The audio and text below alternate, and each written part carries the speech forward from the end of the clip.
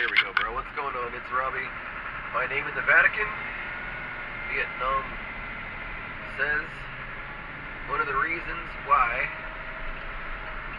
this is one of the prime reasons why don't look to Jack Chick for his information. And so anybody who thinks that, of course, if you're an atheist, you're not going to agree. If it's a spiritual thing or a biblical thing, you're not going to agree.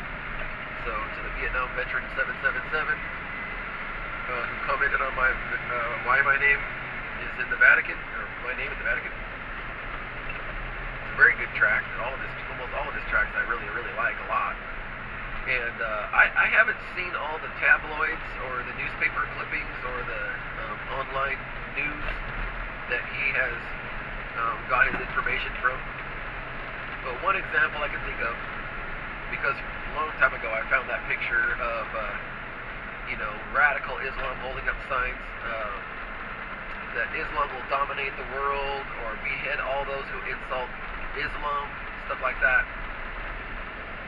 And then I see him putting those exact same pictures in cartoon form in his book.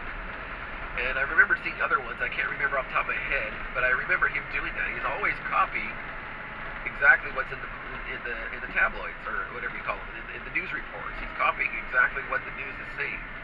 Saying if this is true, this is what I'm saying, and he's building his tract around things that he's getting in actual footage. Sometimes he actually puts actual maps or whatever he's gotten straight from the material. But a lot of times he'll just make a cartoon of what's already fully legitimately there. Whether that's true or not, that I can do nothing about. But I can say from what I've seen, a lot of what I've seen him copy is things that's just in the news. So to say, well, this is a bad source, is to say that whatever source he's getting it from is a bad source. Whatever mainstream news he's copying from, whatever pictures you're seeing. I mean, these are pictures that are telling you the truth. People do believe that. I don't know who in the world doesn't think that radical Islam wants to dominate the world. I mean, they're pretty much showing that that's what they want to do. I purposely believe they're puppets, that the strings behind them are someone much stronger than they are, and a lot of the radical Islam people are pawns, and they're eventually going to get pawned out. They're going to get pawned to the pit. To their physical grave and to their eternal grave. That's how a lot of that happens. A lot of wicked powers, they want to be the clean-handed white collar, and then they go out and get people that are dirtier than blue collar workers. Go out there and do all their dungeon work, and then after they get done with their dungeon work, then they kill them. I don't know enough examples of that, but that's the way I understand it to be, and I see it happening right now. It's not that hard. That's not hard at all to see that. So, no, the guy's copying exactly what's in the news. So if you don't believe in the news, that's your problem. Don't say that Jack Chick is lying about his political teachings or things he's referring to. He's referring to that which is in the newspaper just like everybody else does.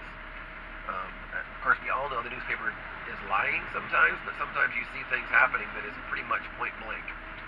If I see pictures of people holding up signs, it's because there was people there holding up signs, meaning what? It was true. It was true. So no, doesn't mean anything to tell me that Jack is not telling the truth. I don't know anybody in the history of the church who's ever done more for the history of the church or for the cause of the Lord and telling us things that we really need to know on a pretty broad scale than him. So all the great preachers out there, God bless you.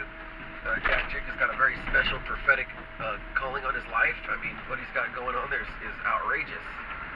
It's outrageous because he's been telling this stuff for years before we even had a clue what he was talking about. And only now in this knowledge explosion are we starting to now understand. But anyways, gotta go.